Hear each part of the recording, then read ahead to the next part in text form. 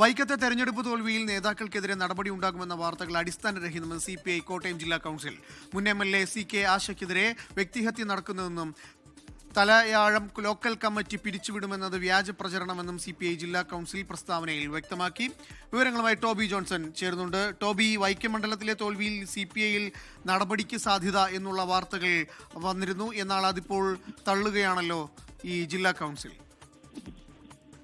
ജില്ലാ കൗൺസിലുമായി ബന്ധപ്പെട്ട് തെറ്റായ ചില വാർത്തകൾ ചില മാധ്യമങ്ങൾ പ്രചരിപ്പിച്ചിരുന്നു. ഇത്തരത്തിൽ നടപടികൾ ഉണ്ടാകും, CK ആശയുടെ പ്രവർത്തനം തുടങ്ങിയ കാര്യങ്ങളിലെല്ലാം തന്നെ വിമർശനങ്ങൾ ഉയർന്നു എന്ന തരത്തിൽ ചില വാർത്തകൾ പ്രചരിച്ചിരുന്നു. ഇതിനെയാണ് CPI ജില്ലാ കൗൺസിൽ പൂർണ്ണമായിട്ടും തള്ളിക്കളയുന്നത്. അടിസ്ഥാനരഹിതമായിട്ടുള്ള വാർത്തകളാണ് ചില മാധ്യമങ്ങളിലൂടെ വരുന്നത്. അതുകൊണ്ട് തന്നെ ഇതിന് ഒരു അന്വേഷണം, ഒരു സൈബർ സെല്ല് വഴിയുള്ള ഒരു അന്വേഷണം ആവശ്യപ്പെട്ടുകൊണ്ട് കോട്ടയം SPക്ക് ഒരു പരാതി ഇപ്പോൾ CPI ജില്ലാ സെക്രട്ടറി നൽകിയിട്ടുണ്ട്. എന്തായാലും തെറ്റായ വാർത്തകൾ വന്നൊരു പശ്ചാത്തലത്തിലാണ് CPI അതിനെ നിയമപരമായി തന്നെ നേരിടാനുള്ള തീരുമാനത്തിലേക്ക് എത്തിയിരിക്കുന്നത്. ടോബി ജോൺസണാണ് വിവരങ്ങൾ നൽകിയത്.